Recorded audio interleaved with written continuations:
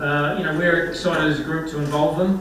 I think, our challenge over here is adapting to the pitch out there quickly. And regardless of what's thrown at us, we've got to make sure we've got a team ready to challenge Bangladesh in their own conditions. So, our last two one-day series have been exceptional. We've won both of those very convincingly, played some good solid cricket, got runs at the top of the order, which always help. And this series will be a challenge for some new players to do the same thing.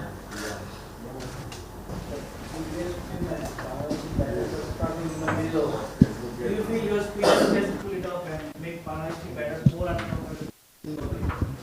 Well, I think I'm conditions. I think there's a lot more grass on that square than I've seen in the past year. So it depends how that plays and whether it'll be more seam through the middle than spin.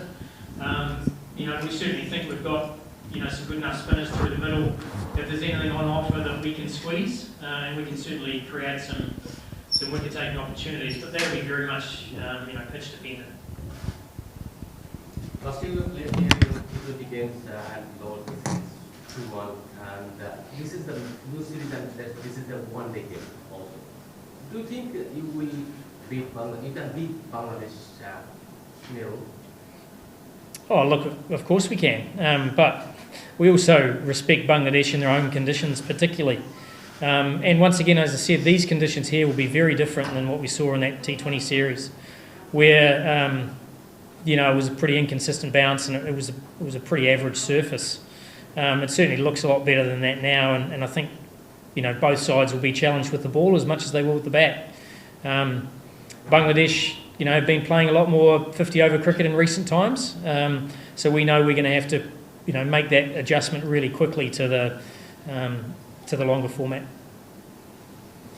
Last time you were here, you criticized the wicket. You said you haven't seen this sort of wicket in international matches, or you haven't played in this sort of wicket. Are you expecting some better wicket this time?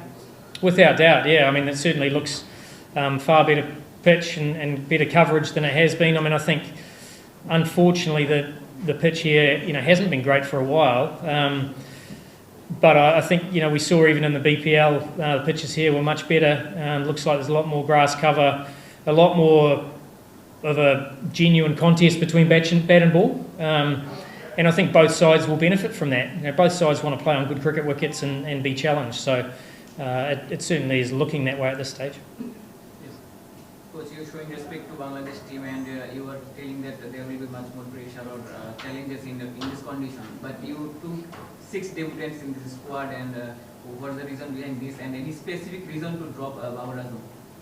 I don't think anyone particularly was dropped. I think, as I said, it's a great opportunity for us to look at some younger talent. We get very few opportunities in the calendar to give a number of promising players opportunities. You're either heading into a pinnacle event or just leading into it. So, it depends how many players debut here. There's a lot of players that have been around the circuit for a while and been waiting for this opportunity. Someone like Sabzada Farhan has obviously forced his case through how well he's done in the T20 World Cup, but he's also done very well domestically when he's been able to play 50-over cricket as well. So, Shamal Hussain is an exciting talent, highest run scorer in first-class cricket. List A, he's been exceptional. He's done well for the Shaheens. Mars Sadakat has been on the fringes for a while. So these are names that you haven't been able to see, and it's an opportunity for them to show how good they are in this series. Thank you so much.